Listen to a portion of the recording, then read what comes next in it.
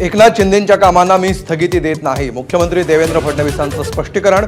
स्थगिती द्यायला उद्धव ठाकरे नसल्याची कोपरखळी. शिंदेंनी घेतलेले निर्णय सुद्धा आमचेच असल्याचं स्पष्टीकरण.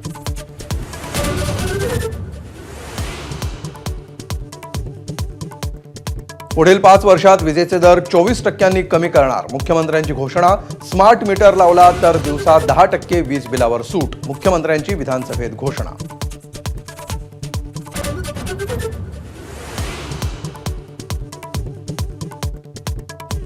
डावोसमध्ये केवळ महाराष्ट्राचाच डंका. मुख्यमंत्र्यांचं स्पष्टीकरण. गुजरातच्या तिप्पट गुंतवणूक महाराष्ट्रात आल्याची आकडेवारी सादर.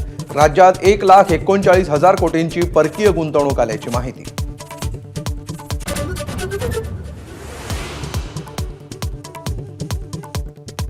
राज्याचा आर्थिक पाहणी अहवाल विधानसभेत सादर. आर्थिक विकास दर 7.3% राहण्याचा अंदाज, तर दरडोई उत्पन्न वाढीचाही अंदाज.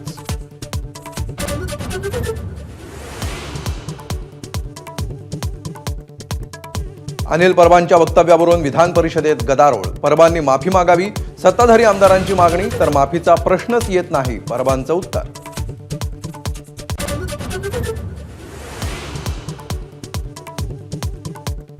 धनंजय मुंडेंच्या राजीनाम्याची माहिती मुख्यमंत्र्यांनी सभागृहाला का दिली नाही? विरोधकांचा सवाल. मुख्यमंत्र्यांनी हक्कभंग केल्याचा आरोप. संध्याकाळपर्यंत निवेदन देऊ, अजित पवारांचं उत्तर.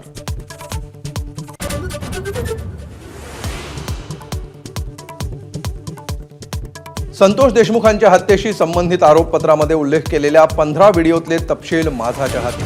आरोपींनी ओलांडली क्रौर्याची परिसीमा.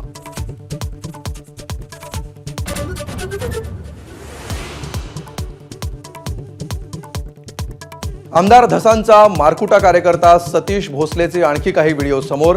पैसे उधळताना आणि शिक्षकांसमोरच विद्यार्थ्यांचे हातपाय तोडण्याची धमकी देतानाचे व्हिडिओ व्हायरल. अद्यापही अटक नाही.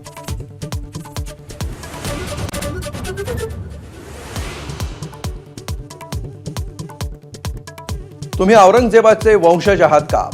कबरीचं दर्शन घेणाऱ्यांना उदयनराजेंनी सुनावलं. जेसीबी लावून कबर उघडून टाकण्याची मागणी.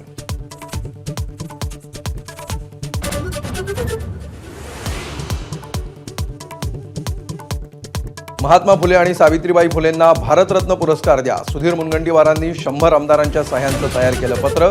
आज पत्र सरकारला देणार.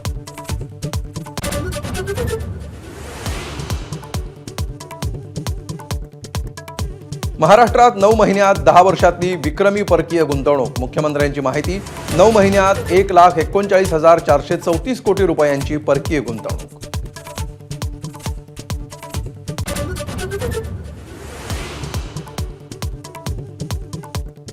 तुरुंगातून बाहेर आल्यावरही महेश मोतेवारचे कारनामे सुरूच. जादा परताव्याचा आमिष दाखवून लोकांकडून पैसे गोळा करत असल्याचा व्हिडिओ माझाच्या हाती. साथीदारांच्या नावे दौलत प्राईड नावाची कंपनी स्थापन.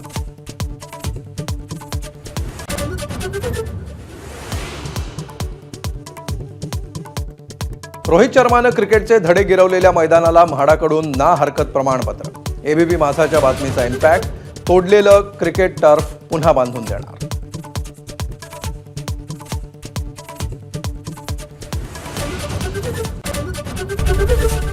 एबीपी माझा, उघडा डोळे बघा नीट.